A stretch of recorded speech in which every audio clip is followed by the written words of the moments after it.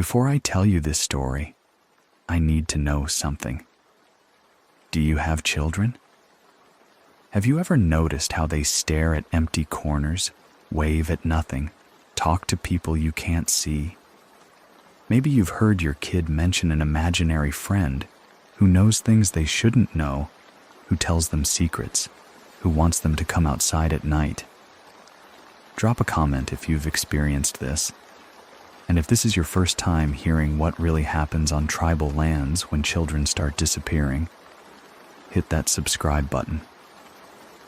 Because what I'm about to tell you isn't a story about stranger danger or predators in vans.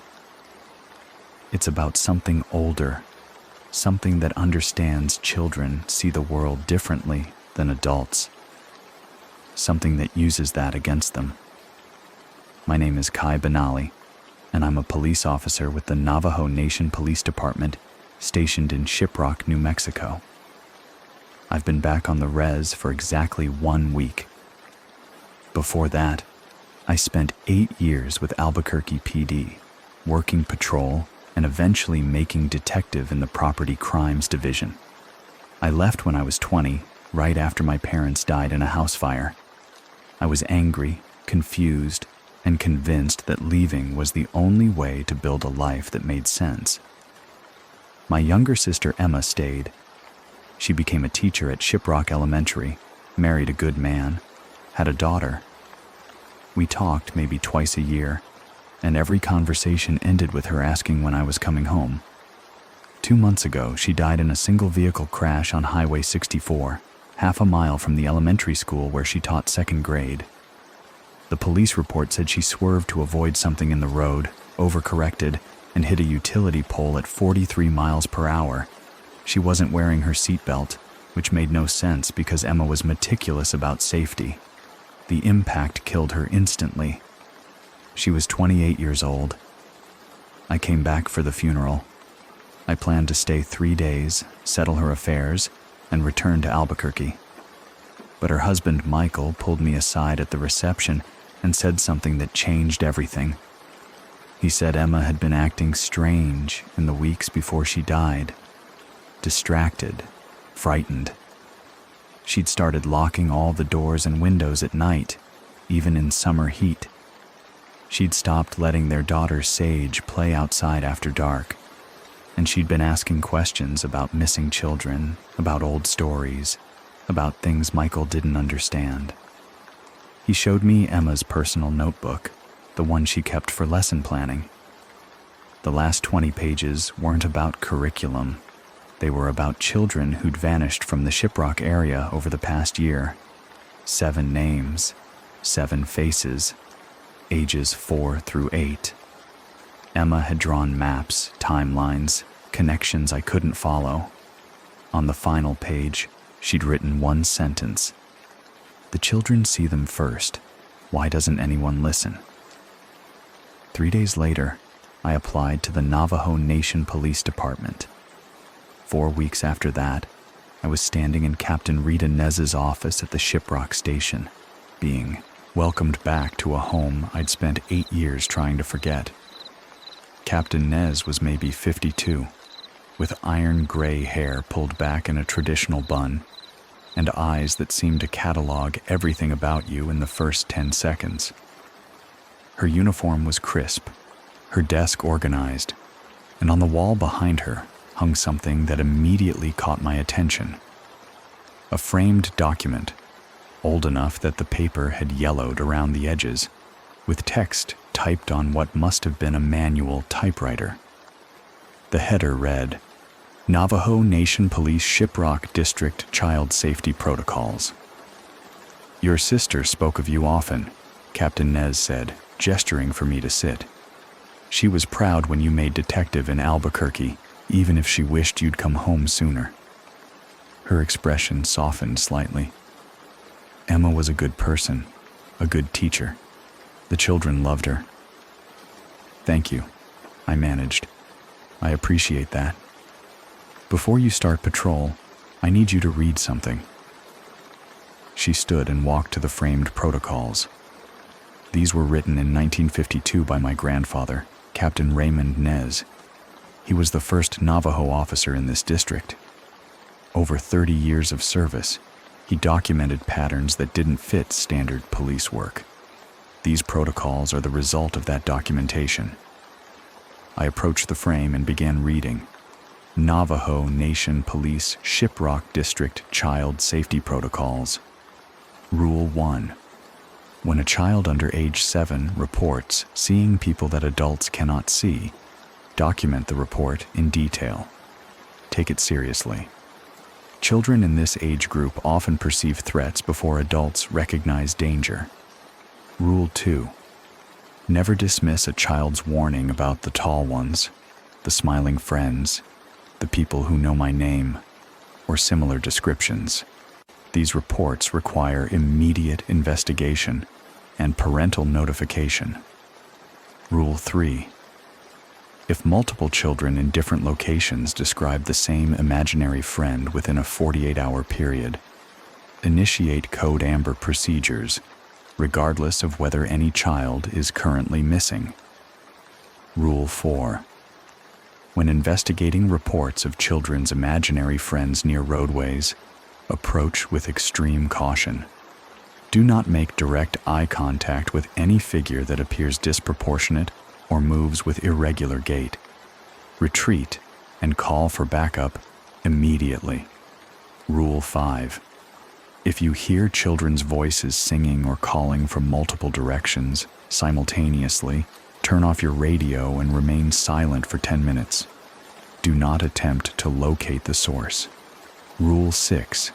Never approach a child found alone on a roadway after dark without first verifying via radio dispatch that a missing child report matches the description. Some things wear the appearance of children. Rule 7.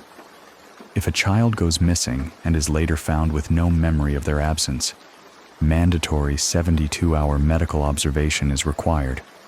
Monitor for behavioral changes, unusual knowledge, or references to promises made during the missing period. I read through the list twice, then turned to Captain Nez. These are protocols for investigating child abduction cases with cultural sensitivity, right? Guidelines for working with traditional beliefs? Her expression didn't change. What do you think they are? They read like someone took folklore and tried to formalize it into police procedure. The tall ones, imaginary friends, things that look like children but aren't. I kept my voice respectful, but couldn't hide the skepticism. Captain, I worked missing persons cases in Albuquerque. I know how to investigate child abductions. I know the statistics, the profiles, the patterns. This sounds like superstition? She returned to her desk. Your sister said the same thing when she first came to me with concerns about her students. 3 of the missing children on her list were from her classroom. Did you know that? My chest tightened. No, Michael didn't mention that. Because Emma asked him not to. She thought you'd dismiss her concerns as paranoia or grief. Captain Nez pulled a file from her drawer. Sage was in Emma's class. Your niece heard the other children talking about their tall friends. Emma became concerned when Sage started drawing pictures of them. Stick figures with arms too long and smiles too wide. The words hit me like a physical blow. Sage saw them. Emma removed her from the school 2 weeks before the accident. Homeschooled her.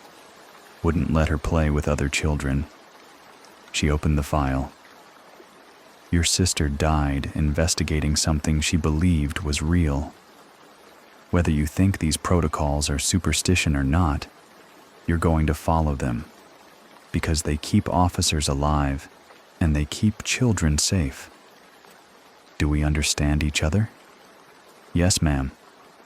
Good. Officer Darla Tso will be your partner for the first month. She's been here 4 years. She knows the district, knows the families, and knows how to work these cases. Captain Nez stood.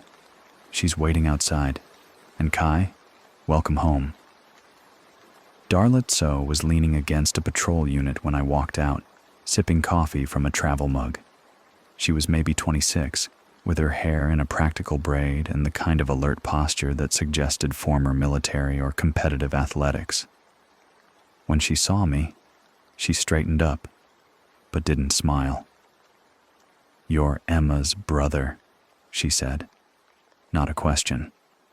I worked with her on 2 missing children cases last year. She was persistent, wouldn't give up even when the trails went cold. She paused. "I'm sorry for your loss." "Thank you. Captain Nez says you'll show me the ropes." "Did she show you the protocols?" Darla asked. "Yeah, she did." "And you think they're bullshit?" Again, not a question. She opened the passenger door. "Get in. I need to show you something before shift starts." We drove east on Highway 64, past the turnoff to the elementary school where Emma had taught, past the small cluster of homes and trading posts that made up downtown Shiprock, into the open desert. The landscape was classic high desert beauty, red rock formations rising from scrubland, that endless blue sky, the kind of vast emptiness that makes you feel small and exposed. Darla drove in silence for about 15 minutes before pulling onto a dirt access road. 3 weeks ago, she said, we got a call about a missing 5-year-old girl, Chenoa Begay. She'd been playing in her front yard in Sanosti while her mother was inside making dinner.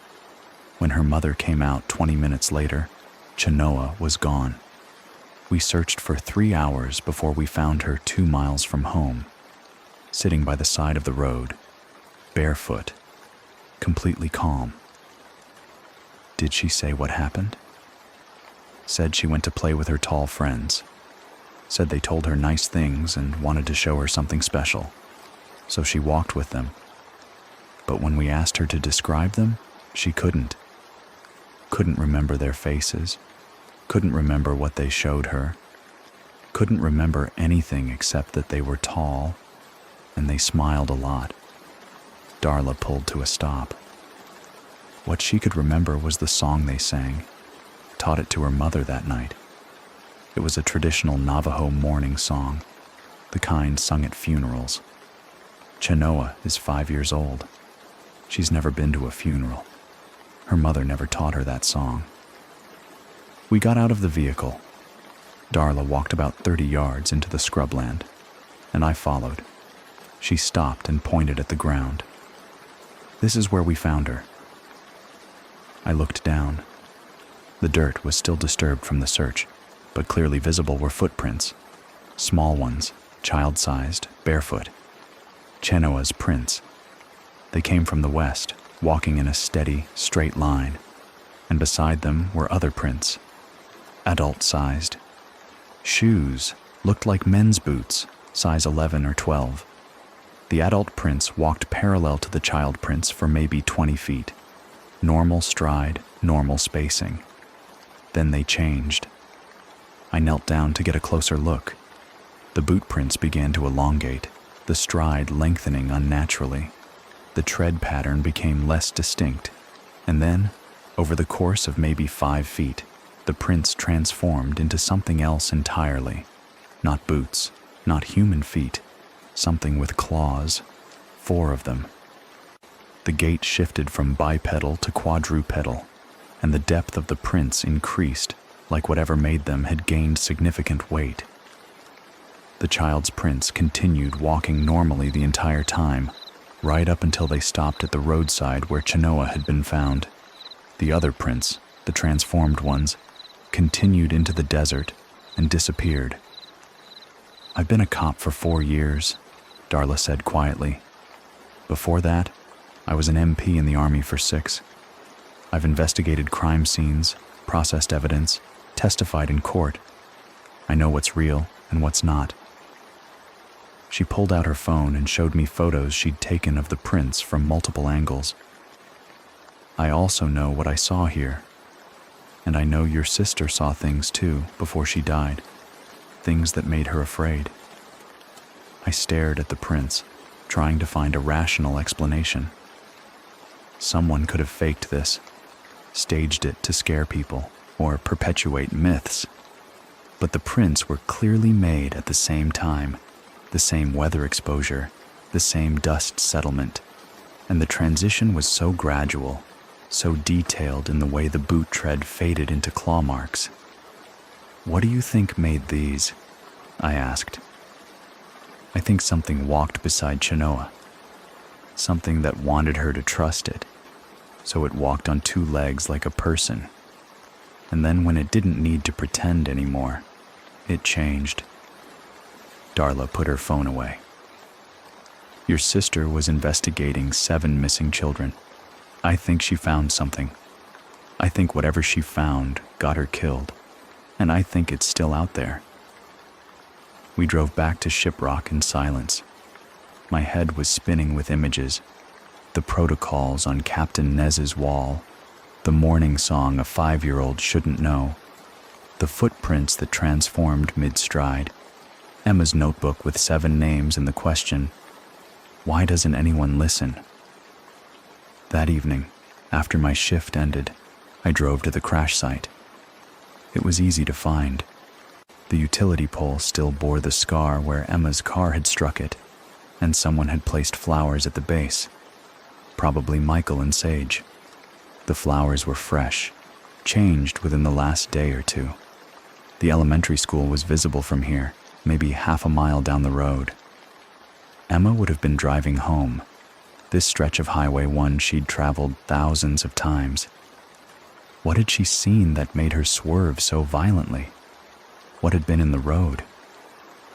I walked closer to the school.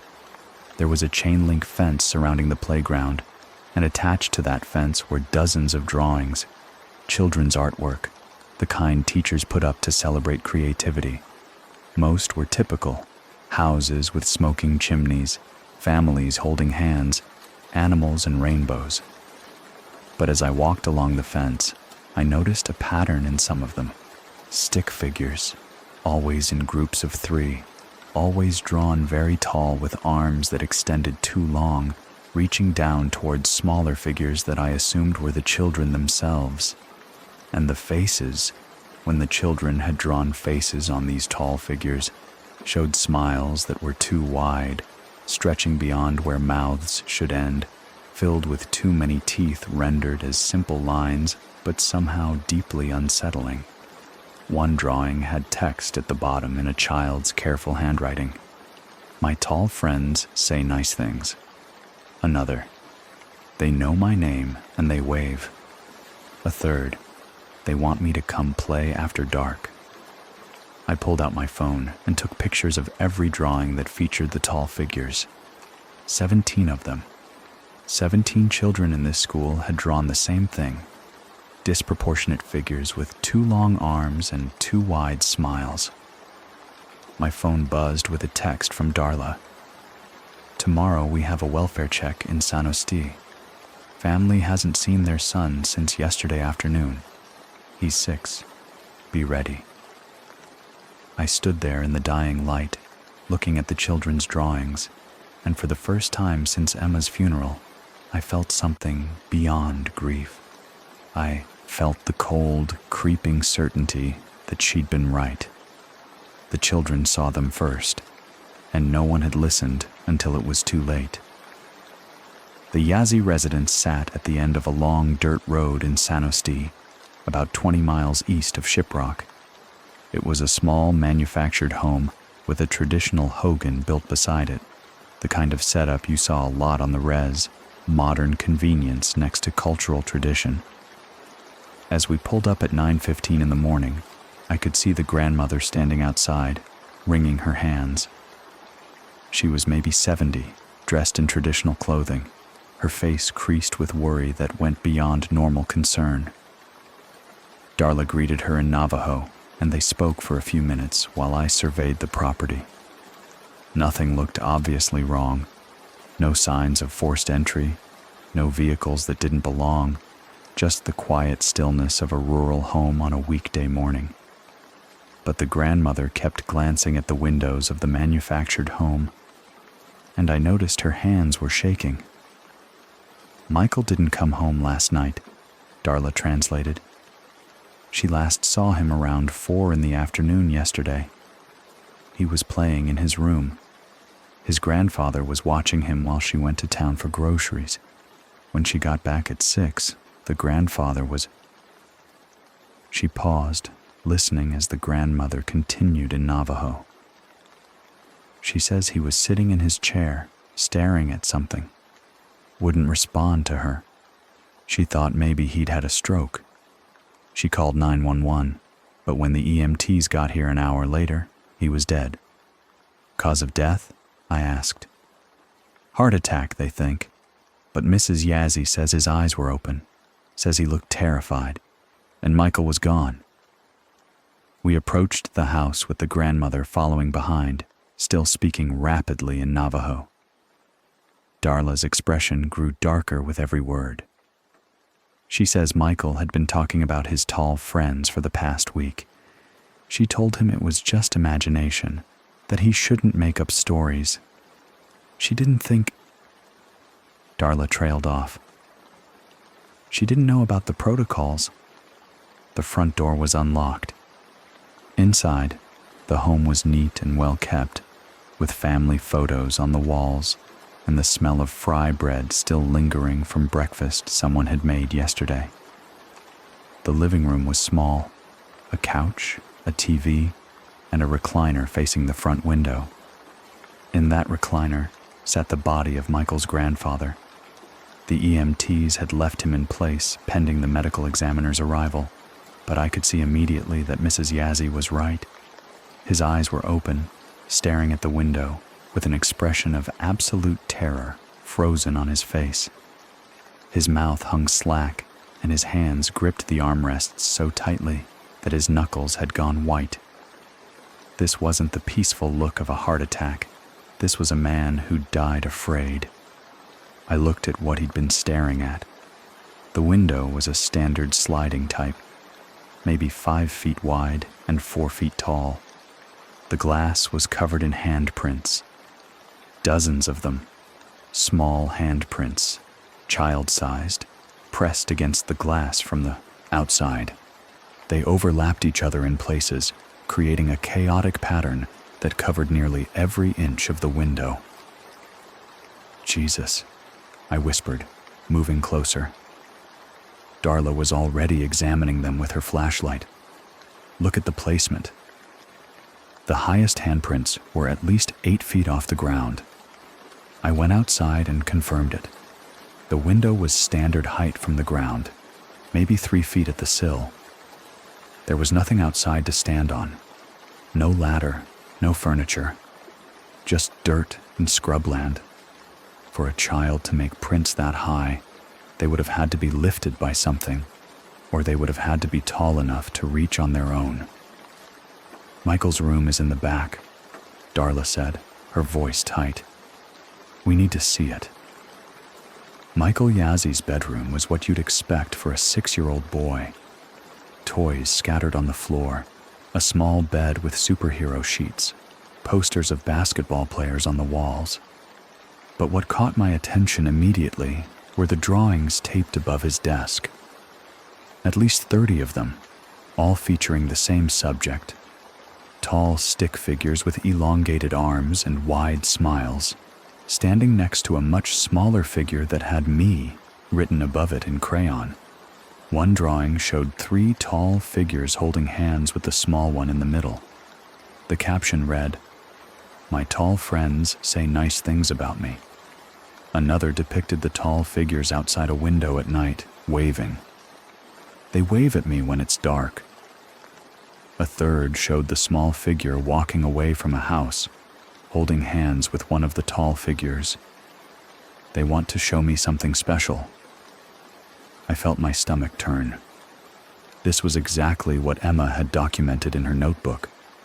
The same descriptions, the same imagery, the same pattern of trust being built before the disappearance. His backpack is gone, Darla said, checking the closet. And his favorite jacket. He packed Kai. He left willingly. We searched the rest of the house and found nothing else of immediate concern. Mrs. Yazzie confirmed that Michael had taken his small blue backpack and his red jacket.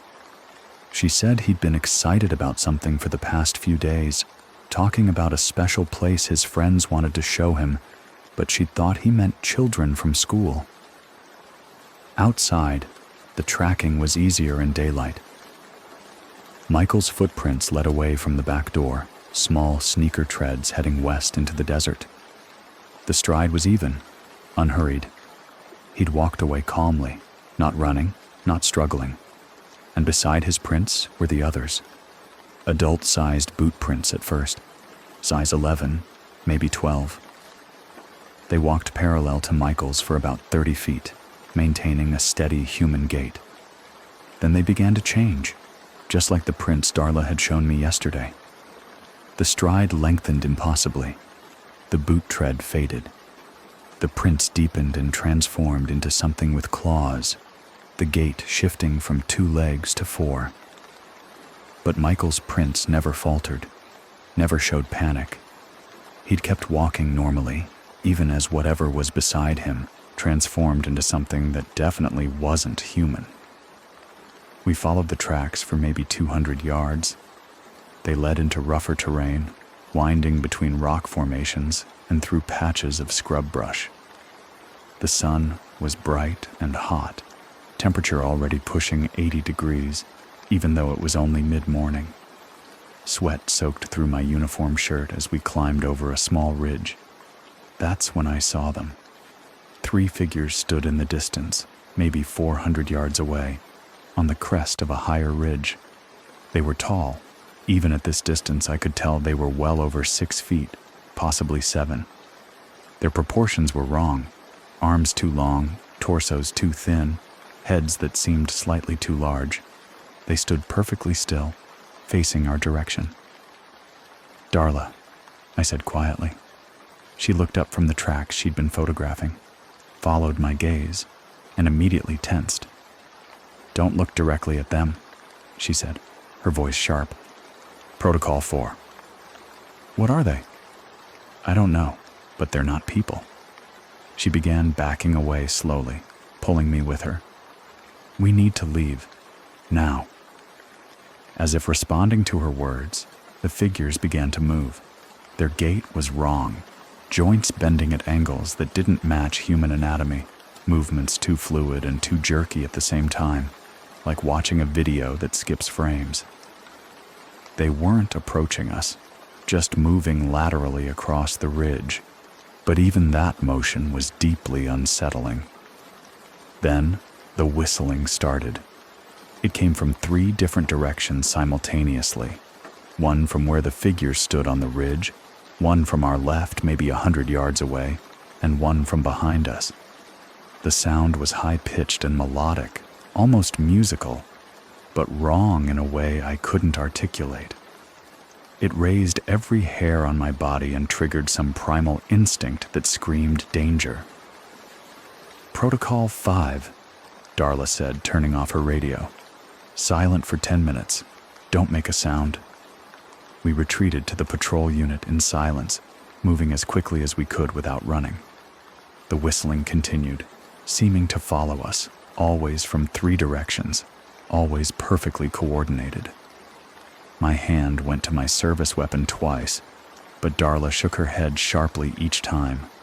Whatever was out there, she clearly didn't think bullets would help. We made it back to the vehicle and got inside. Darla locked the doors, a gesture that felt absurdly inadequate but somehow necessary, and sat with her watch visible, timing the 10 minutes. I could still hear the whistling outside, fainter now but persistent. The 3 figures had disappeared from the ridge, but I had the overwhelming sense that they were closer now, just out of sight, watching. At exactly 10 minutes, Darla turned her radio back on and started the engine. We drove away quickly, but not recklessly, and neither of us spoke until we were back on the paved highway. "We need to call this in," I finally said. "Missing child, suspicious circumstances, possible abduction." It's already being called in, Darla said, her hands tight on the wheel. But Kai, we both know what this is. This is the same pattern. Michael is the 8th child, and your sister died investigating cases just like this one. That night, I couldn't sleep. I'd rented a small trailer on the outskirts of Shiprock, one of those ancient airstreams that had been converted into semi-permanent housing. It was cheap and private, which was all I needed. But lying in the narrow bed, staring at the curved aluminum ceiling, all I could think about were those 3 figures on the ridge and the sound of coordinated whistling from multiple directions. Around 2:30 in the morning, I heard my name. Kai. The voice was faint, coming from outside. Female. Familiar. Kai, please. I need help. I sat up, heart hammering. Kai, it's cold out here. I'm lost. Please let me in. Emma's voice, my sister's voice, sounding exactly like she had when she was alive, with that slight rasp from the childhood asthma she'd never quite outgrown. Kai, please. I don't know where I am. I need you. I was out of bed and moving toward the door before my conscious mind caught up. My hand was on the deadbolt when something made me stop. A memory of Captain Nez's voice reading from the protocols. Never approach a child found alone on a roadway after dark without first verifying via radio dispatch. Protocol 6. Verify before approaching. Some things wear the appearance of children, or the appearance of sisters. I stepped away from the door and moved to the window instead, carefully pulling back the thin curtain just enough to see outside. Emma stood about 10 feet from my trailer, wearing the same clothes she'd been buried in, the blue dress her husband had chosen, the turquoise necklace she'd loved. Her hair was down, moving slightly in the night breeze. She looked exactly as I remembered her, except for 2 details. Her smile was too wide. It stretched beyond the normal boundaries of her face, showing far too many teeth. And her proportions were wrong. Her arms hung slightly too long, her fingers extended past where they should end, and her neck seemed stretched, making her head sit at an odd height. Kai, please, the thing wearing Emma's face said. Don't you love me anymore? Don't you want to help your sister? I let the curtain drop and backed away from the window, my breath coming in short gasps. Outside, I heard movement, footsteps circling the trailer, testing the windows, trying the door handle. The voice continued calling my name, sometimes Emma's voice, sometimes other voices I recognized from childhood. My mother, my father, even my own voice, calling from outside, asking myself to come out. I sat on the floor in the center of the trailer, as far from the walls as possible, and waited for dawn. The sounds continued for hours, scratching at the aluminum siding, knocking on windows, voices pleading and threatening and cajoling. But I didn't move. I didn't respond. I remembered the protocols, and I followed them, even as every instinct screamed at me to open the door and help my sister. When the sun finally rose and the sound stopped, I checked outside. There were marks in the dirt around my trailer, footprints that started human and transformed into something with claws, circling my home again and again in the darkness. And pressed against my front door at eye level was a child's handprint, too high to reach without being impossibly tall. I didn't tell Darla about what happened at my trailer, didn't tell anyone. I showed up for my shift at 7 a.m., looking like hell. And when she asked if I was okay, I just said I hadn't slept well. She studied me with knowing eyes, but didn't push it. Maybe she'd had her own nights like that. Maybe every officer who worked Shiprock long enough had faced something outside their door that wore a familiar face. Captain Nez called us into her office at 8:30. The blinds were drawn, and spread across her desk were files, lots of them, 7 manila folders, each with a child's photo clipped to the front. "Michael Yazzie makes 8, she said without preamble. "Sit down, both of you. It's time you saw the full picture." The first file was dated 13 months ago. Lily Benally, age 4, disappeared from her backyard in Shiprock during afternoon play. Parents found her 6 hours later, wandering Highway 64 in bare feet, unable to explain where she'd been. Medical examination showed no signs of physical harm, but Lily had changed. She stopped speaking for 3 weeks. When she finally talked again, she refused to go near windows, especially after dark. She'd scream if anyone tried to open curtains at night. The family moved to Window Rock 2 months later, unable to cope with her terror.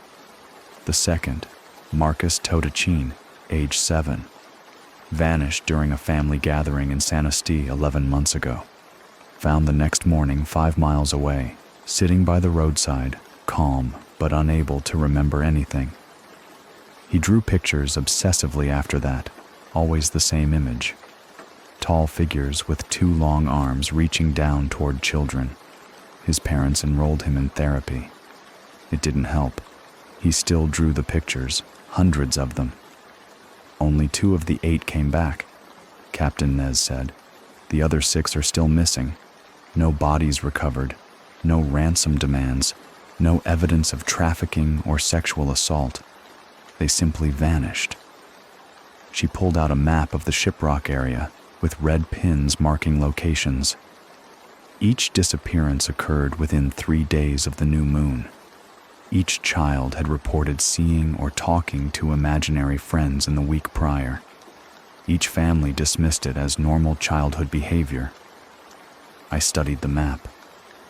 The pins formed a rough circle around Shiprock, with the elementary school at the center.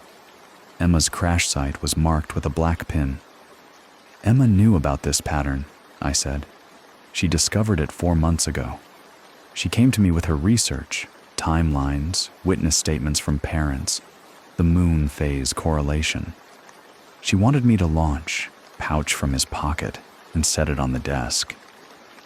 Hannah discovered that 3 people, siblings from the Etsity family, had learned forbidden practices from their grandfather. They were attempting to achieve immortality through corruption by stealing the life force of children during new moon darkness when the barrier between worlds is thinnest. Your great-grandmother confronted them, performed a binding ceremony that trapped them halfway between human and other. She thought she had stopped them permanently. But she didn't, Darla said quietly. She delayed them. The binding held for 72 years, but now it has weakened, and they have returned. They are Yinal Dlushi, those who walk wearing others, skinwalkers. They can take the appearance of people you trust, can transform between human and animal form, can move between this world and the spaces that exist alongside it, and they are hunting. The word skinwalker landed like a physical blow. I'd heard the stories growing up, whispered warnings about people who practiced dark magic, who killed family members to gain power, who wore animal skins and transformed into beasts. I dismissed them as folklore, ghost stories to scare children into good behavior. "You don't believe me," Hostin Begay said. It wasn't a question. "You think these are just stories. But tell me, Officer Benally, what stood outside your door last night wearing your sister's face?" My blood went cold. "How did you know about that?" "Because it is their way. They study their prey, learn their voices, their faces, their deepest loves and fears. They tried to make you open the door, to invite them in willingly. If you had, you would be dead now, or worse, transformed into one of them." He opened the leather pouch and pulled out a small bundle wrapped in red cloth. "This is protection medicine. Corn pollen, white shell, turquoise, jet. You must wear it always. It will not stop them, but it will slow them down, give you time to fight or flee. I took the bundle, feeling its warmth through the cloth. Why are they targeting my family? If Hannah stopped them in 1952, why come after her descendants now? Because her binding requires Benali blood to break completely. They killed your sister and used her blood in their ceremony. But Emma was not trained in the old ways. She did not understand what was happening until too late. Her death weakened the binding, but did not destroy it. Hastian Begai's expression grew grave. They need another Benali, one with stronger connection to Hannah's power. They need you. I don't have any power. I don't know anything about ceremonies or traditional medicine. I left all that behind when I was 20. You left the knowledge, but the blood remains. The potential remains. That is why Emma wrote that they would target you if you came home. She knew what you were. He stood slowly. Come with me. There is much to teach you and very little time. The new moon is in 4 days. We drove to Hastian Begai's home, a traditional hogan about 10 miles outside Shiprock, set back from the road and surrounded by red rock formations that looked like ancient sentinels. Inside, the hogan smelled of sage and cedar, and every surface was covered with ceremonial items, bundles of herbs, pottery, woven baskets, and jars containing substances I couldn't identify. The Yinald Lushi can be recognized if you know what to look for, he said, laying out items on a woven rug. They move wrong. Joints bend at incorrect angles. Proportions are distorted. Shadows fall in directions that defy light source. Children see this naturally because their perception is not yet constrained by expectation. Adults must learn to see again. He taught me recognition prayers, short chants in Navajo that, when spoken with intent, would reveal corruption and disguise. These are not metaphor, he emphasized. These are weapons. Words have power when spoken correctly, when backed by will and bloodline. Your great-grandmother used these same prayers to bind the Etsidi siblings. You will use them to protect yourself and others. We practiced for 3 hours.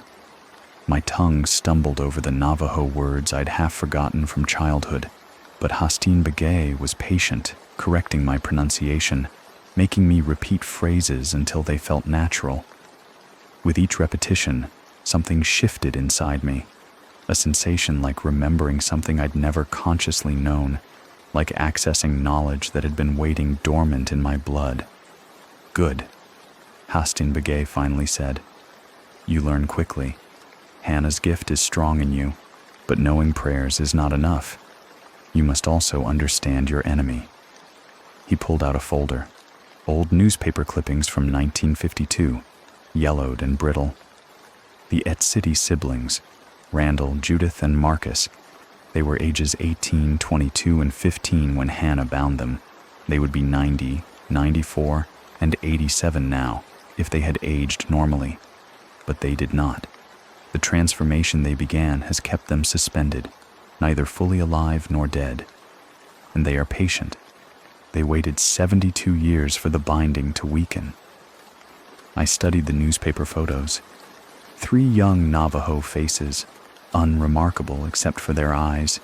Even in the grainy black and white images, something was wrong with their eyes.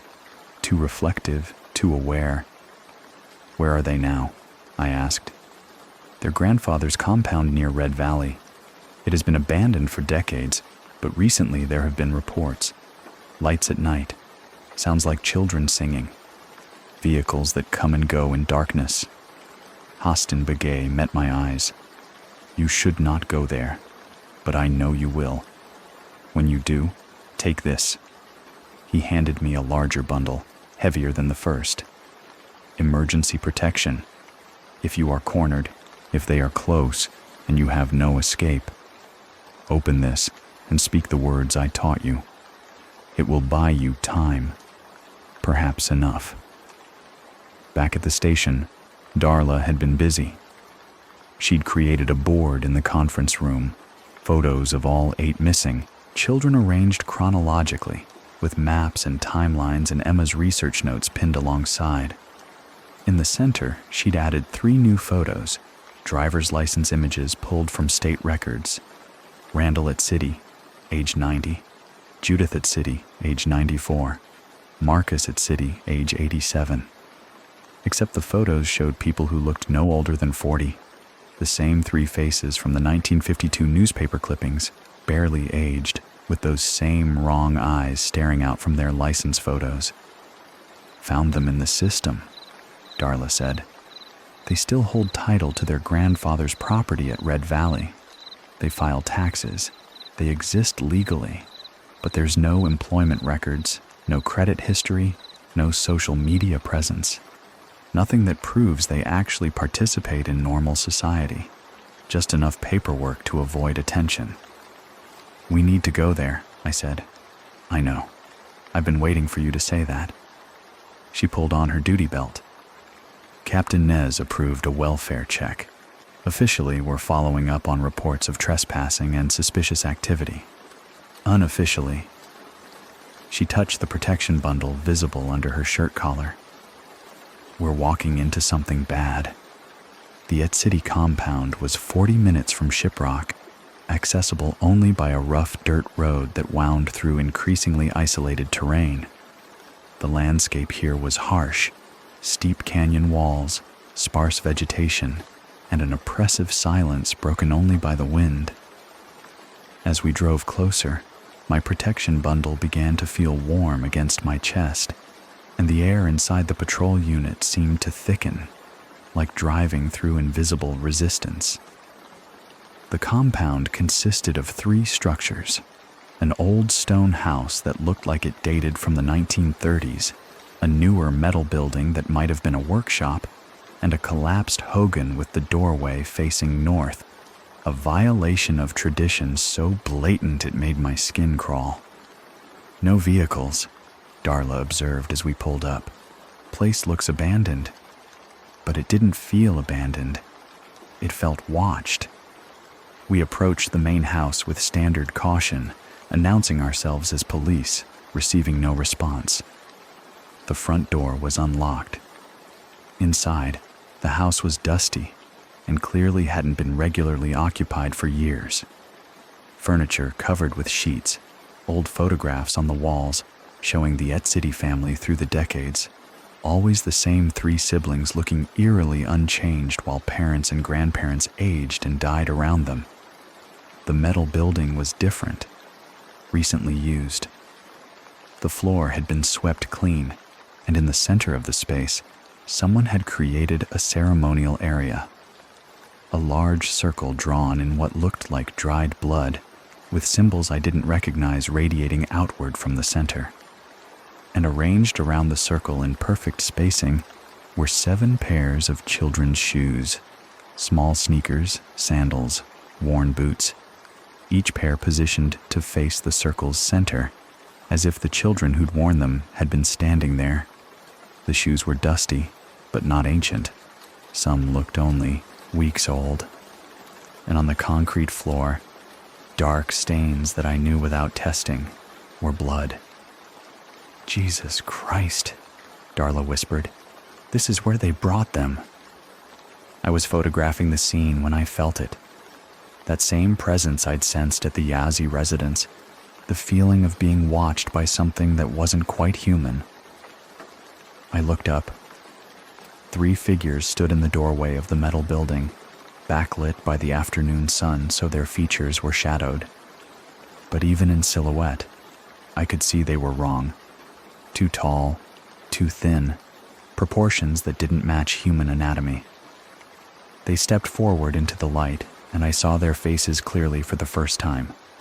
They looked like their driver's license photos, but the wrongness was unmistakable now. Skin that seemed stretched over bone structure that shifted subtly when they moved. Eyes that reflected light like an animal's, showing multiple colors depending on angle. Smiles that were too wide, revealing too many teeth. and around them, their shadows moved independently, stretching toward us across the floor. The one in the center, Randall, based on the 1952 photo, spoke, and his voice had harmonics, multiple tones layered over each other like several people speaking in unison. "Officer Benelli, we've been waiting for you. Your sister understood too late what was happening. We needed Benelli blood to complete the transformation, to break Hannah's binding and achieve full immortality. Emma provided the first offering." His smile widened impossibly. Her fear was exquisite when she realized. "She called your name at the end. Did you know that? Called for her brother to save her as we..." I drew my weapon. "Where are the children?" "Which children?" Judith's voice also had that harmonic quality, beautiful and terrible. "The ones we've taken? They're being prepared, transformed. They'll join us soon, walking between worlds, immortal and hungry." "Or did you mean your niece? Little Sage? We've been visiting her, you know, speaking to her through her window at night. She draws such lovely pictures of us." Rage flooded through me, hot and overwhelming. "If you've touched her..." "Not yet," Marcus interrupted. "But we will, unless you give us what we need. Your blood, freely given, mixed with your sister's in the final ceremony. Break Hannah's binding completely. Join us in transformation, and we'll release the children. Fight us, and we'll take them all, including Sage, and we'll make you watch what we do to them before we take you anyway." Darla's hand was on my arm, pulling me back. "We're leaving," she said firmly. "Now." The three figures didn't try to stop us as we backed out of the building and got into our vehicle. They just stood there, watching with those reflective eyes, smiling those two wide smiles. As we drove away, I looked in the side mirror and saw them transform. Bodies dropping to all fours, bones restructuring, forms shifting between human and something lupine and something that was neither and both. They threw back their heads and howled, and the sound carried across the desert, raising every hair on my body. "4 days until new moon," Darla said, her knuckles white on the steering wheel. "They'll make their move then. Take the children they've been preparing. Come for you. Complete whatever the hell they've been planning for 72 years. I touched the protection bundle under my shirt, feeling its warmth. "Then we have 4 days to stop them." "How? We can't arrest them. Our weapons don't work on them. We're cops, Kai. We're not equipped for this." "No," I agreed, "but Hastings Begay is. And he says I have Hannah's gift, that I can do what she did." I pulled out my phone and called him, not caring that it was barely past noon, not caring about protocol or procedure or anything except the image of those 7 pairs of children's shoes arranged in a circle, and the knowledge that somewhere 8 children were being transformed into something monstrous. "I need to learn everything," I told Hastings Begay when he answered. "Every prayer, every ceremony, every weapon Hannah used. I need to know how to kill them." There was a long pause. Then, "Killing them is not enough. They must be banished completely, sent to the place between where they belong. This requires the same binding ceremony Hannah performed, but stronger, permanent. And yes, I will teach you. But Kai, the ceremony requires 3 offerings, 3 sacrifices. Your great-grandmother paid a terrible price to bind them the first time. You must be prepared to do the same." "Whatever it takes," I said. "I'll do whatever it takes." As we drove back toward Shiprock, the sun beginning its descent toward the western horizon, I couldn't stop thinking about Emma's last notebook entry. "They'll target him next if he comes home," she'd written. She'd known what was waiting. She'd died trying to stop them from getting to me. I wasn't going to let her sacrifice be meaningless. The FBI arrived 36 hours before the new moon. Special Agent Sarah Blackwater and her child abduction rapid deployment team set up a command center in the Shiprock station conference room, bringing computers, communications equipment, and the kind of professional skepticism I'd once shared. Agent Blackwater was maybe 45, with sharp eyes and the efficient manner of someone who'd worked hundreds of these cases and knew exactly how they usually ended. "We're treating this as organized child trafficking with possible cult elements," she announced during the briefing, standing in front of Darla's investigation board. "The pattern suggests a sophisticated operation. Multiple perpetrators, careful planning, knowledge of the area. The 3 suspects you've identified, the Etsity siblings, fit the profile for familial trafficking rings. We'll establish surveillance at high-probability locations, coordinate with tribal rangers, and move to apprehend on my signal." Captain Nez glanced at me, and I could see the question in her eyes. Do we tell them the truth? I gave a small shake of my head. How could we explain that we weren't hunting human traffickers, but something that wore human skin and transformed into beasts? That the missing children weren't being held captive, but converted into something else entirely? They'd think we'd lost our minds. "Officer Benally has personal knowledge of the suspects," Captain Nez said carefully. "He'll be positioned at Location 1, near the elementary school where his sister taught. That's the geographic center of all disappearances." Agent Blackwater studied me. "Your sister was investigating these cases before her death, correct? I'm sorry for your loss, but I need to know you can remain objective. If this gets personal—" "It's already personal," I interrupted. "But I'll follow protocols and defer to your tactical command. I just want to bring those children home." What I didn't say, I want to destroy the things that took them, that killed my sister, that threatened my niece. I want to finish what my great-grandmother started 72 years ago. We spent the day preparing. 3 surveillance positions were established within a 5-mile radius of Shiprock Elementary, all locations where children had last been seen before vanishing.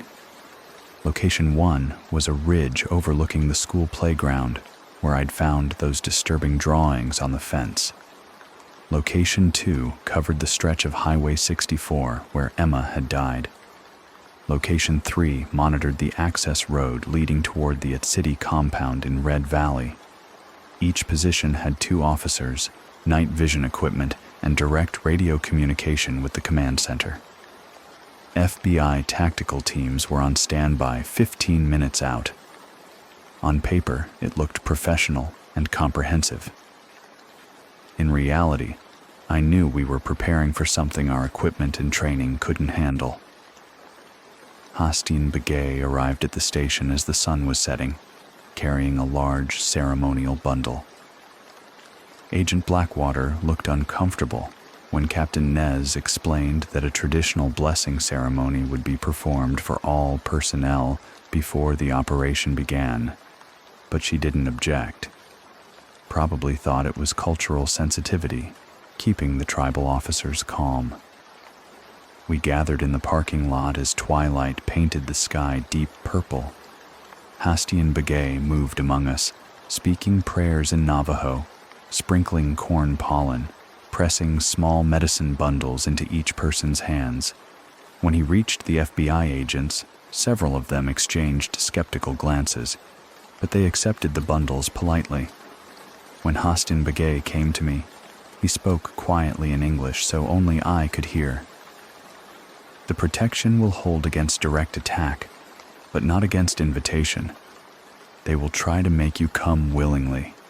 Use voices you trust, faces you love, promises that sound reasonable. You must refuse everything. Trust nothing that approaches in darkness." He pressed a larger bundle into my hands. "This is the emergency protection I mentioned. If you are cornered, if death is certain, open this and speak the first offering prayer I taught you. It will create a barrier, but only for minutes. Use that time wisely.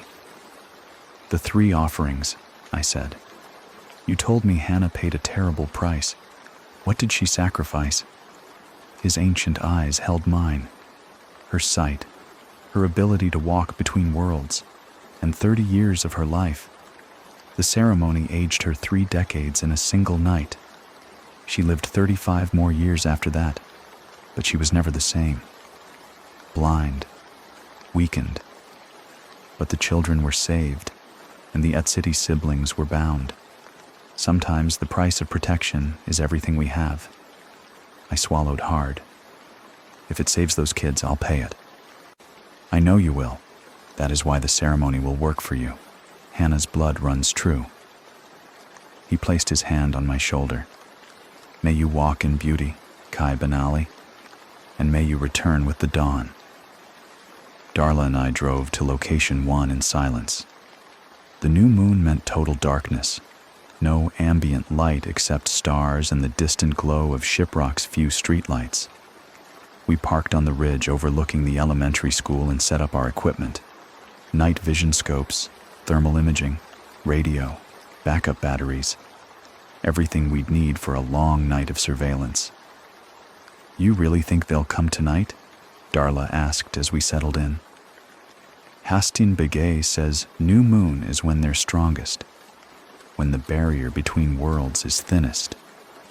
If they're going to complete their transformation, to take the children permanently, it'll be tonight. I touched the protection bundle under my body armor. And they know we're waiting. They want me here. This is probably a trap. Definitely a trap, Darla agreed. But what choice do we have? If we don't try to stop them tonight, 8 children disappear forever. She checked her weapon, though we both knew bullets wouldn't help. For what it's worth, I'm glad you came back. Emma would be proud of you. Emma should still be alive, should be home with her daughter and husband, teaching 2nd graders to read. Instead, she's dead, because I wasn't here when she needed me, because I ran away from everything she tried to preserve. You're here now. That's what matters. The hours crawled by. Radio check-ins every 30 minutes confirmed all positions were secure. Nothing unusual observed. Agent Blackwater's voice remained calm and professional on the command frequency, coordinating with tribal rangers, reviewing tactical response plans. It all felt surreal. This modern law enforcement operation preparing to face something ancient and evil that shouldn't exist. At 11:47 p.m., everything changed. Location 2 to command. A male voice crackled over the radio, tinged with confusion. We're hearing singing? Children's voices, multiple sources coming from different directions? Can't pinpoint the origin. Location 3 confirming. Another voice added. We've got the same thing. Sounds like kids singing that song from the elementary school music program. But there's no one out here. It's pitch black. I grabbed my night vision scope and scanned the area around the elementary school. For several seconds, I saw nothing but empty desert and dark buildings. Then movement caught my eye. 3 figures emerging from the darkness to the west, walking slowly toward the school. Even through the green-tinted night vision, I could see they were wrong. Too tall, at least 7 feet. Too thin, like someone had taken human proportions and stretched them vertically.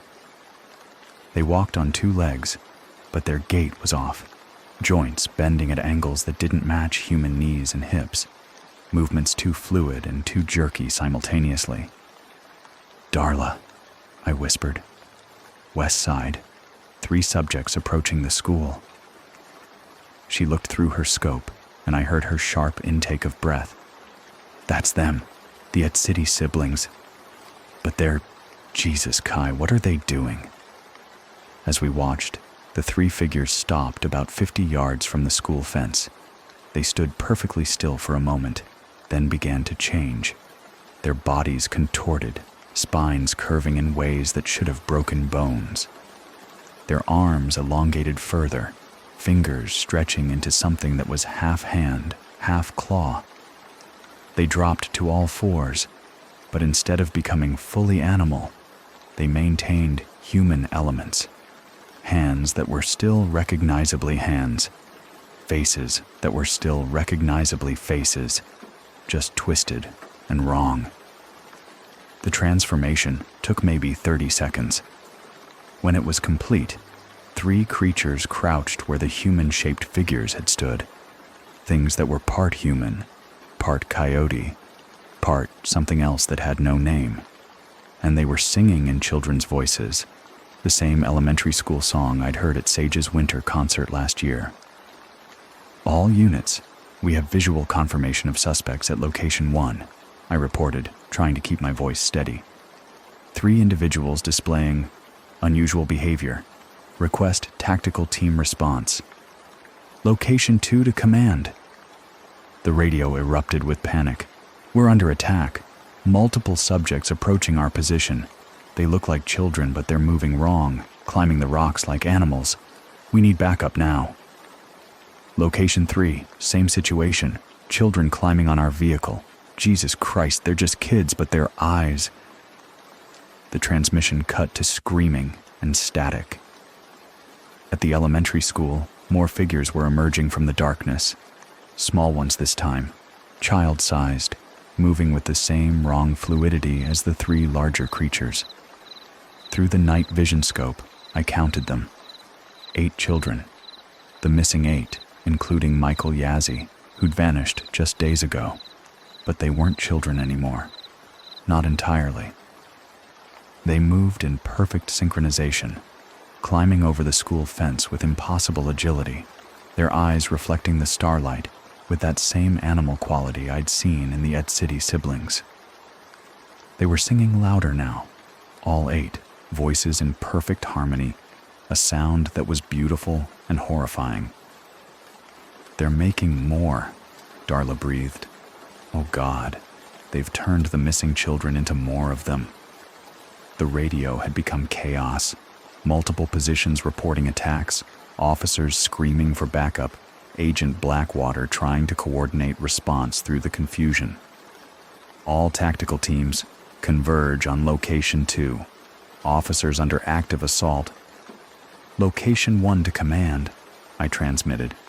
We have all 8 missing children at the elementary school. Repeat, all 8 children are here, but they're... How could I explain? They're not right. They're moving like the suspects. We need medical and...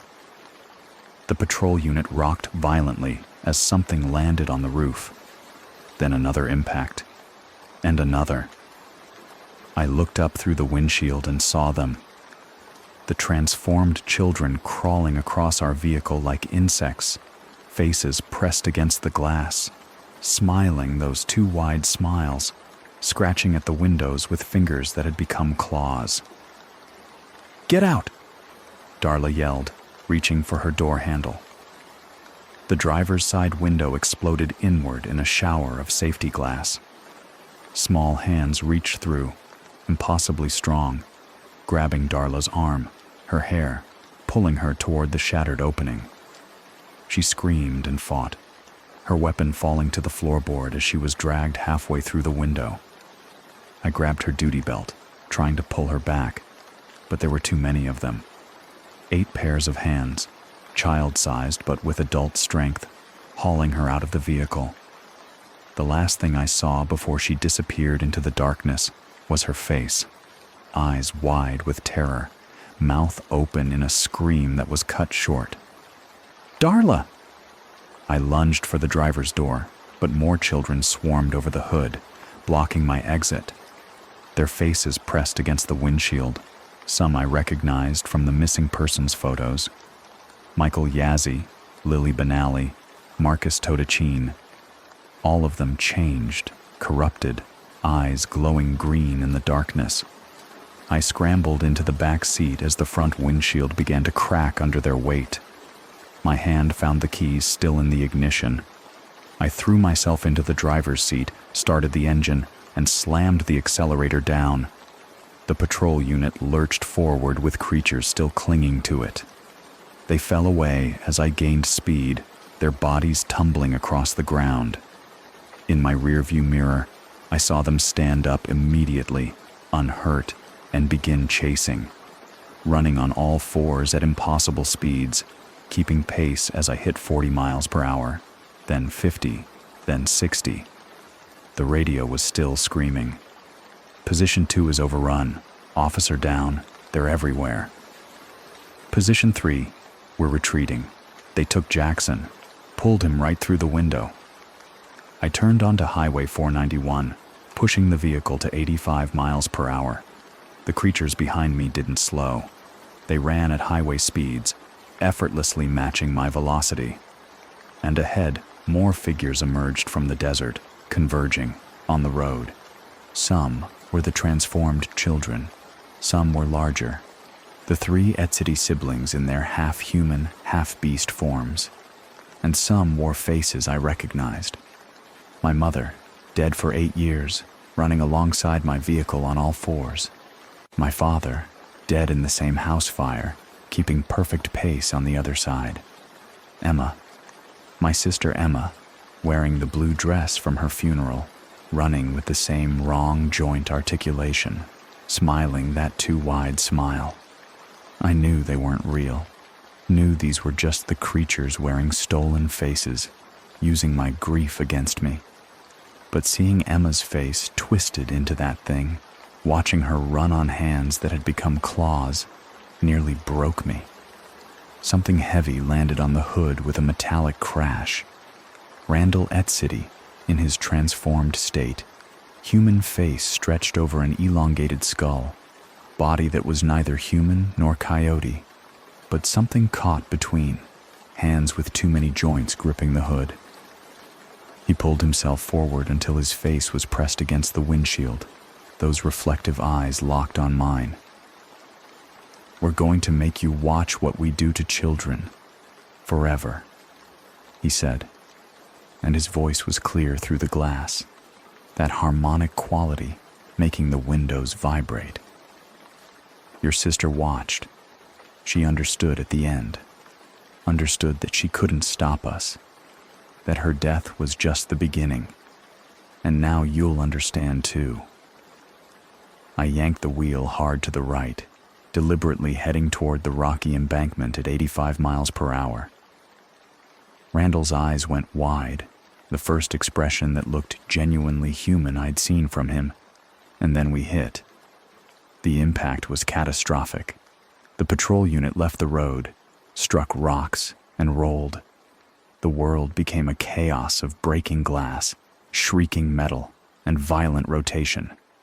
My seatbelt locked tight, keeping me pinned as the vehicle tumbled down the embankment. Randall was thrown clear with the first impact. The creatures chasing us couldn't stop in time, and some of them were caught under the rolling vehicle. When the patrol unit finally came to rest on its roof, I was hanging upside down, ears ringing, warm blood running from a cut on my forehead. I fumbled with the seatbelt release, fell onto the ceiling that was now beneath me, and crawled through the shattered rear window. The sky was lightening in the east. Not true dawn yet, but that pre-dawn gray that meant sunrise was close. Around me, the creatures were regrouping. The transformed children circled the wreckage, moving slower now, less coordinated. The 3 Etsity siblings stood on the embankment above, watching me struggle to stand. I ran, stumbled really, my left ankle screaming with pain that suggested a sprain or worse. The desert stretched ahead, rocky and treacherous in the pre-dawn darkness. Behind me, I could hear them coming. Dozens of feet and paws and claws, moving with coordinated purpose. My radio was gone, lost in the crash. My weapon too. All I had were the protection bundles Hastien Begay had given me and the prayers he'd taught me. And ahead, barely visible in the growing light, I saw something that shouldn't exist. A structure carved into the canyon wall, ancient stonework that looked ancestral Puebloan but wrong, doorways facing the wrong directions, windows at impossible angles, the place between worlds where the Et City siblings had performed their transformation rituals, where the missing children had been taken. I ran toward it, knowing it was exactly where they wanted me to go, knowing this was the trap they'd spent 72 years preparing. But I also knew that it was the only place where I could end this, where the final ceremony could be performed, where Hannah's binding could be completed or broken forever. As the sun touched the eastern horizon and the creatures closed in around me, I stumbled through the ancient doorway and into darkness that smelled of blood and fear and something older than human memory. Behind me, I heard Randall Et City's laugh echoing across the desert. "Welcome home, Benally. Your great-grandmother died trying to stop us here. Now it's your turn." The interior of the cliff dwelling was impossible. The structure shouldn't exist. There were no ancestral Puebloan sites in this part of Red Valley, no archaeological records of habitation in these specific canyon walls. But here it was, carved into living rock, with corridors that twisted at wrong angles and chambers that seemed larger on the inside than the outside should allow. My ankle screamed with every step, and blood from the cut on my forehead dripped into my left eye, making it hard to see. The pre-dawn light filtering through the entrance faded quickly as I moved deeper, replaced by a faint luminescence that seemed to come from the walls themselves, a sickly green glow that made my skin look corpse pale. I could hear them behind me, footsteps and claw clicks echoing through the stone corridors, sometimes on 2 legs, sometimes on 4. The children's voices singing that elementary school song, harmonizing in ways that human vocal cords shouldn't be able to achieve. And underneath it all, a low humming that I felt in my bones more than heard, the sound of something very old and very wrong resonating through this place. The corridor opened into a central chamber, and what I saw there made me stop breathing. 7 children sat in a circle on the stone floor. Not 8, 7. Michael Yazzie wasn't here, which meant he was one of the transformed ones I'd seen at the elementary school, already lost to whatever corruption the Et Cities had inflicted. But the other 7 missing children were here, alive, their eyes open but unseeing, staring at nothing. They sat perfectly still, hands resting on their knees, breathing in synchronized rhythm. In the center of their circle was a summoning symbol, painted in what could only be blood, dark, oxidized, but still wet-looking in the strange light. The symbol was complex, layers of circles and lines and characters I didn't recognize, spreading across maybe 15 feet of floor space, and at cardinal points around it, someone had placed objects, a turquoise necklace at north, white shell at east, jet at south, and at west, a photograph of Emma. My sister's face smiled up from the picture, taken at last year's school award ceremony. She looked happy, alive, and her photograph sat in a pool of dried blood. Her blood, I realized with horror. This was where they'd brought her after the crash. This was where she'd died. She fought harder than we expected. Judith's voice came from behind me. I spun to see all 3 Et City siblings entering the chamber, their forms still caught between human and beast. Judith's face was stretched over a skull that was too long, her mouth full of teeth that were too sharp. We had to be careful not to damage her too badly. The blood needed to be fresh, untainted by rot. She understood at the end what was happening. We made sure of that. Randall circled to my left, moving with that wrong gait that made my eyes hurt to track. "We told her about you, about how we'd waited for you to come home, how we'd use you to complete what she'd started dying to prevent. She died screaming your name. begging you to stay away, begging us to take her and leave you alone. His too wide smile showed row upon row of teeth. We let her suffer. Fear and desperation seasoned blood so beautifully. Marcus moved to my right, completing the triangle of predators surrounding prey. His body shifted constantly between forms, human hands becoming claws, becoming hands again, spine curving from upright to quadrupedal posture and back. His shadow stretched across the floor, independent of his movement, reaching toward the children with fingers that were too long. Our grandfather was a visionary, Marcus said, his voice layered with those harmonic overtones. In 1952, he discovered the old knowledge, the true transformation, the way to walk between all worlds, to become immortal by consuming innocence. But your great-grandmother stopped him before the ceremony completed. Her binding trapped him halfway between human and other.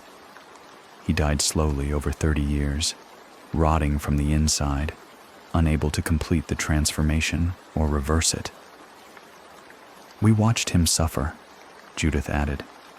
Watched him age and decay while remaining conscious, aware, trapped in flesh that was neither alive nor dead. He made us promise we'd complete his work, made us swear we'd learn what he'd started and finish it properly. So we studied, practiced on animals at first, then on willing participants, then on those who weren't willing. We learned patience, learned to wait for the binding to weaken. Randall gestured at the circle of children. 72 years, 3 generations. And now, during this new moon, with the barrier at its thinnest and your great-grandmother's power faded to nothing, we can finally complete the transformation. 7 children to anchor us to the innocent world, Benali blood to break the binding, and by dawn, we'll be fully immortal, able to walk any form, exist in any world, feed on life force without limit or consequence. I looked at the children, at their blank faces and synchronized breathing. What did you do to them? Prepared them. Their consciousness is suspended while we slowly drain their life force, replacing it with our essence. By the time the ceremony completes at full dawn, they'll be like us, transformed, immortal, hungry. They'll join us in hunting. We'll have a family again, like we had before Hannah destroyed our grandfather. Judith's smile was terrible. And you'll join us too, Kai Benali. Not as family. You've caused us too much trouble for that honor. But as the final sacrifice, your blood will break the binding, your screams will complete the ceremony, and your transformation will be unpleasant. Randall pulled out a knife, the blade etched with symbols that hurt to look at. We need you alive for the cutting. The blood must flow from a beating heart, must carry the terror and pain of a conscious mind. Emma's blood started the break. Yours will finish it. And then we'll go find your niece, little Sage. We've been visiting her, as I mentioned. She draws such lovely pictures of us. We'll transform her last, make you watch as we... No. The word came out stronger than I expected. I pulled out the emergency protection bundle Hastin Begay had given me, the one he'd said to use only when death was certain. My hands shook as I opened it, and the smell of sage and cedar filled the chamber. All 3 Itzitis hissed and backed away. Protection medicine won't save you, Marcus snarled. It'll slow us, yes, but we have all the time we need. The ceremony is already beginning. You're too late to stop it. My radio, which should have been destroyed in the crash, which shouldn't have any signal this deep in the canyon, suddenly crackled to life. Hastian Begay's voice came through, clear and strong despite the static. Kai Benali, listen to me carefully. The ceremony requires 3 offerings, but not the way they claim. They want to take from you, your blood, your life, your power. But offerings can only be given, not taken. You must give acknowledgement, respect, and choice. These are your offerings to make, not theirs to take. Impossible, Judith breathed. That radio is dead. The old man can't reach you here.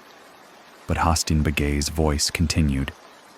The prayers I taught you are not just protection. They are weapons. They are binding. Your great-grandmother used them to trap these creatures in half-transformation. You can use them to complete the binding, to send them to the place between where they belong. But you must give the offerings willingly. You must choose. I understood. The protection prayers weren't passive. They were active binding ceremonies, stripped down to their essence so I could learn them quickly. Hannah had used full, complex rituals that took hours. I had minutes. But I had something Hannah hadn't. I had her blood, fresh and strong, and I had the absolute clarity that comes from having nothing left to lose. Randall rushed at me, knife raised. We'll take your blood by force if we must. I began the first offering prayer. The Navajo words came from somewhere deep, from Hannah's knowledge living in my blood, from every hour I'd spent with Hastin Begay learning these chants. I acknowledge your power. I acknowledge your claim to this land that predates my people's arrival. I acknowledge that you have walked here since before time was counted, that you exist in the spaces between worlds where human law cannot reach. The words hit them like physical force. Randall stumbled backward, the knife falling from his hand with a clatter. Judith screamed, her transformed body convulsing. Marcus's shadow form twisted and writhed on the floor. Stop, Randall shrieked. You don't know what you're doing. The acknowledgement binds both ways. It gives us claim to you. I know exactly what I'm doing, I said, continuing the prayer. I acknowledge your ancient right to exist. I acknowledge that you are part of the balance, even the dark part. I see you for what you are. The summoning circle in the center of the room began to glow, not the sickly green of the walls, but a pure white light that grew brighter with each word I spoke. The 7 children remained motionless, but their breathing hitched, becoming less synchronized.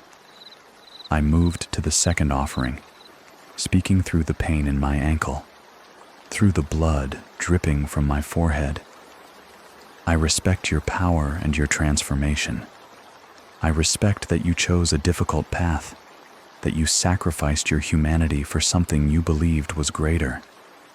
I honor the strength it took to maintain your existence for 72 years, trapped and suffering.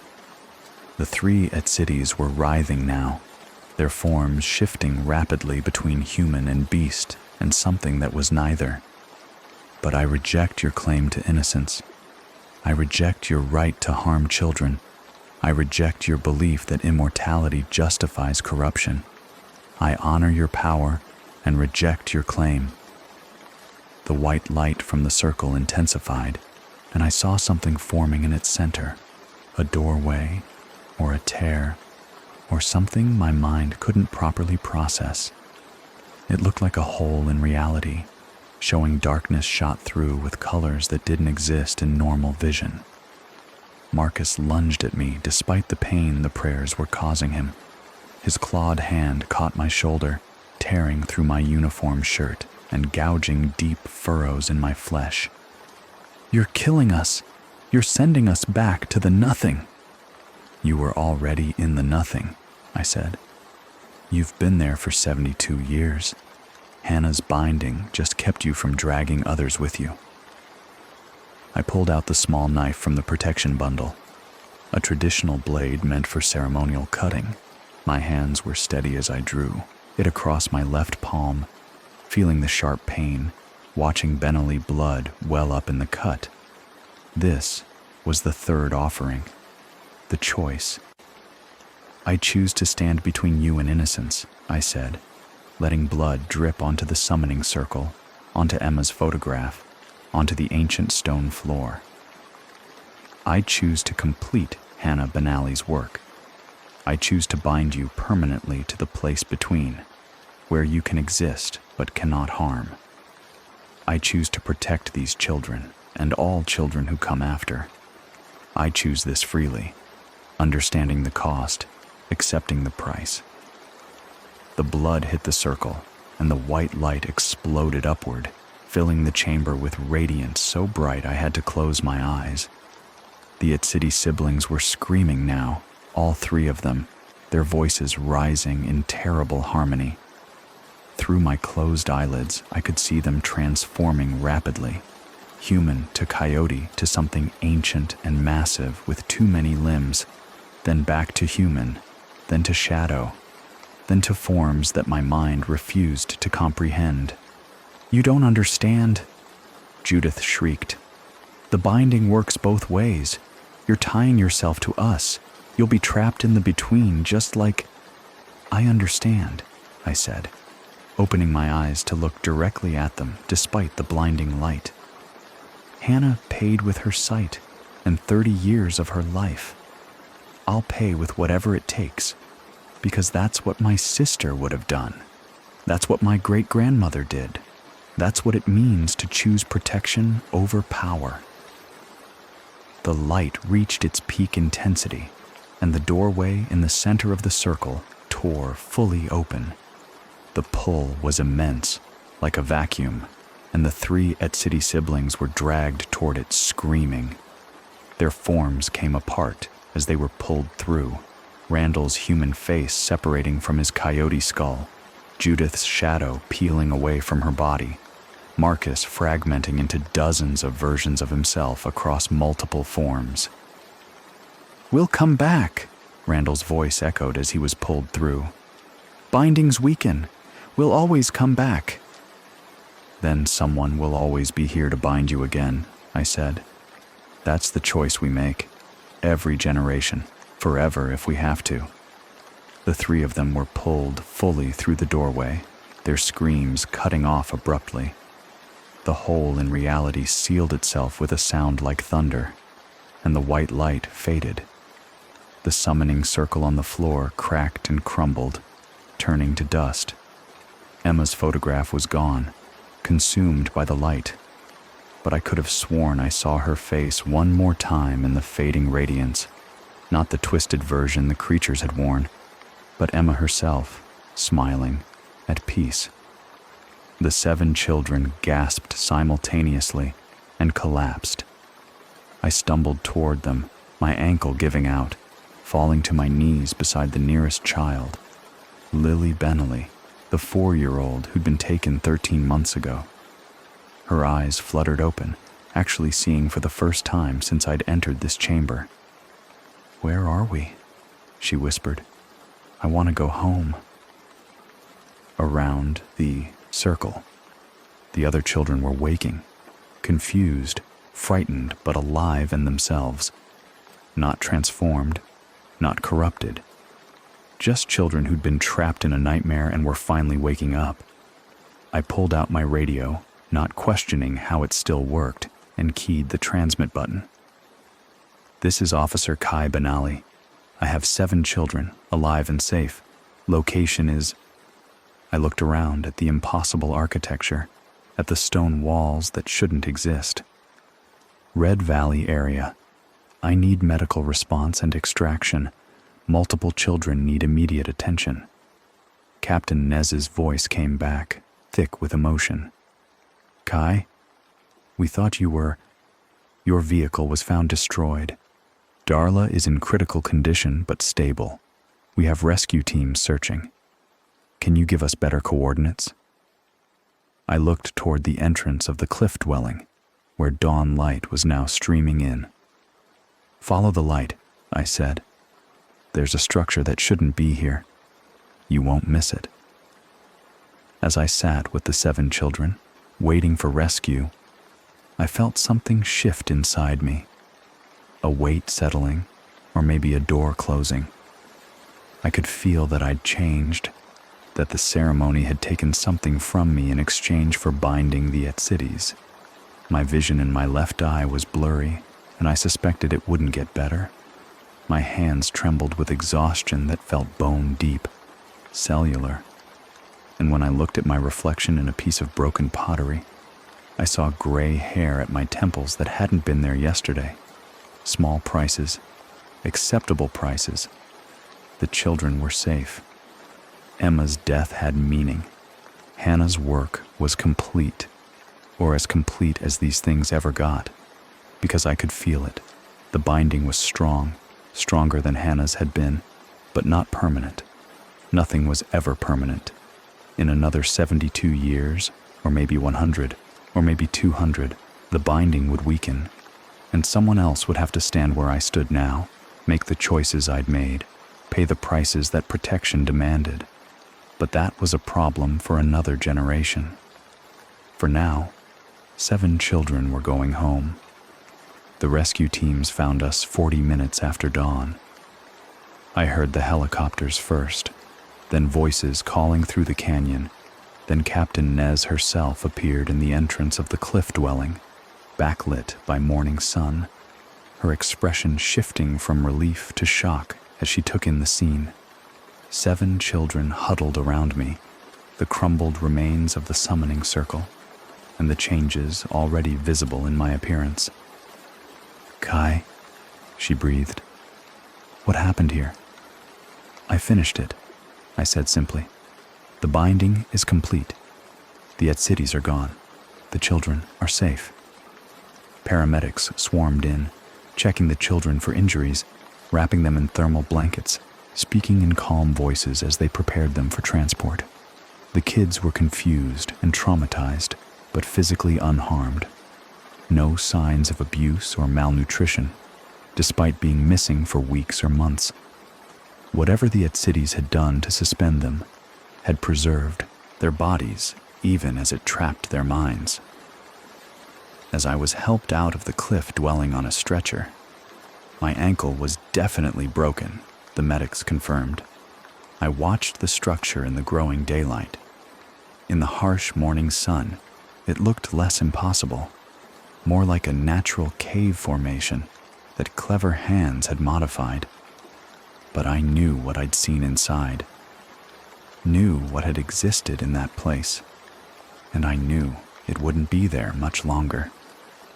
3 days later, after the children had been reunited with their families and the FBI had completed their initial documentation, Hastine Begay led a cleansing ceremony. The Etsidi compound was burned in a traditional way, every structure reduced to ash, the ground blessed and purified. The cliff dwelling collapsed on its own the night before the ceremony, as if whatever force had sustained it for 72 years had finally released its hold. The canyon wall showed no sign that anything had ever been carved there. The official reports were carefully worded. 2 FBI agents had died during the operation. Agent Ramirez at Position 2 and Agent Chen at Position 3, both killed when suspects attacked their vehicles. 3 tribal rangers were wounded but survived. The suspects, the Etsidi siblings, were listed as deceased, their bodies consumed in the fire at their compound. Child trafficking ring dismantled. 7 children recovered alive. 1 officer injured, but expected to make full recovery. Darla Tso spent 2 weeks in the hospital in Farmington. I visited her on the 3rd day, finding her awake and alert, despite the bandages covering her arms and the cast on her left leg. When she saw me, she smiled, though it didn't quite reach her eyes. "You look different," she said. "Your eye?" I touched my left eye, which I could barely see out of now. The vision was cloudy, like looking through frosted glass. Hastine Begay says it's the price of the binding. Hannah went blind. I got off easier. You stopped them. That's what matters. She reached out and squeezed my hand. Emma would be proud of you. Hell, I'm proud of you. You did what no one else could have done. We both did. You fought them at the school. Gave me time to get to the cliff dwelling. I don't remember much after they pulled me through the window. Just darkness and cold and the feeling of something trying to pull me apart. She shuddered. The doctors say I'm lucky to be alive, that most of my injuries aren't consistent with a physical attack, like something was trying to unmake me from the inside. They were trying to transform you, turn you into what they'd turned Michael Yazzie and the others into. I looked at the protection bundle hanging from her hospital bed rail. Haston Begay had made new ones for everyone who'd survived the operation. The binding stopped the transformation, pulled back everyone who'd been partially changed. Michael and the other transformed children, they're back to normal now. No memory of what they did while changed. Small mercy, Darla said quietly. Then, after a moment, "Are you staying with the department?" "Yeah, I'm staying. Captain Nez is creating a new position for me.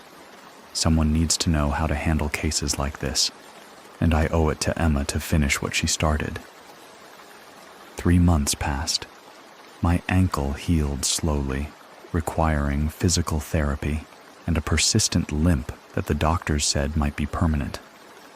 My left eye didn't improve. The gray in my hair spread, making me look 10 years older than I was. But I was alive, and the children were safe, and that was enough. On a cold December morning, Captain Nez organized a recognition ceremony. 50 people attended, community members, police officers, FBI agents including a recovered Darla, and medicine people from across the Four Corners region. We gathered in a traditional hogan that Haston Begay had prepared, and for 2 hours, prayers were spoken and blessings given. Haston Begay himself, moving even more slowly at 87 but with undiminished presence, called me forward. "Kai Benali," he said in Navajo, then repeated in English for those who needed it. "You have walked between two worlds. You have used the gifts of your great-grandmother to protect the innocent and bind the corrupt. You have paid the price willingly, understanding that some things cost more than others but are worth the sacrifice." He presented me with a new protection bundle, larger and more elaborate than the emergency one he'd given me before. "This marks you as one who walks between. Few receive this calling, fewer survive it. You will operate in both the world of law enforcement and the world of spiritual protection. You will see things others cannot see. You will fight battles others don't know are being fought, and you will do this for as long as you are able." Captain Nez stepped forward. "Officer Kai Benali, by authority of the Navajo Nation Police Department and the Tribal Council, you are hereby promoted to the position of Cultural Liaison Officer for Child Protection. Your duties will include investigating cases involving traditional spiritual elements, coordinating with medicine people and community leaders, and training other officers in cultural protocols and recognition procedures." I accepted the promotion, the protection bundle, the weight of responsibility that came with both. Around me, the attendees sang in Navajo, a blessing song, a protection song, a welcome home. That afternoon, I drove to the cemetery where Emma was buried. Her grave was well tended. Michael and Sage visited often, placing fresh flowers and small gifts. I added a piece of turquoise to the headstone, traditional offering for the dead. "I finished it, Emma," I said aloud, not caring if anyone heard. "The children are safe. The Etsidis are bound. Hannah's work is complete for now." I traced her name on the stone. "I know you were scared at the end. I know you called for me. I'm sorry I wasn't there. But I'm here now, and I promise I'll keep the children safe. All of them. For as long as I can." The wind picked up, carrying red dust across the cemetery, and for just a moment, I could have sworn I felt a hand on my shoulder. Warm, familiar, gone before I could turn around. My radio crackled as I walked back to my patrol unit. Dispatch to Unit 7. I keyed the mic. Unit 7, go ahead. We have a report from Tiknos Paz. Teacher at the elementary school says one of her students, a 6-year-old girl, has been drawing disturbing pictures. Stick figures with long arms and wide smiles. Family requests welfare check and consultation. I felt the familiar weight settle in my chest. Not fear exactly, but awareness. The work was never finished. There were always more doors, more things waiting in the spaces between worlds. Hestian Begay had warned me.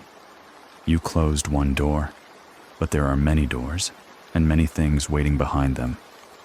Unit 7 responding, I said. I'm 20 minutes out. As I drove toward Tiknos Pos, the winter sun low on the horizon, I thought about everything that had led me here. 8 years in Albuquerque trying to escape who I was. Emma's death forcing me to come home. The protocols I dismissed as superstition. The children who saw what adults refused to see. The creatures that wore familiar faces. The binding ceremony that had cost me an eye and years of my life, but saved 7 children and honored my great-grandmother's legacy. My name is Kai Benali. I'm a Navajo tribal police officer in Shiprock, New Mexico. I protect children from things that hide in the spaces between what's real and what shouldn't be. The children see them first. That's not imagination. That's warning.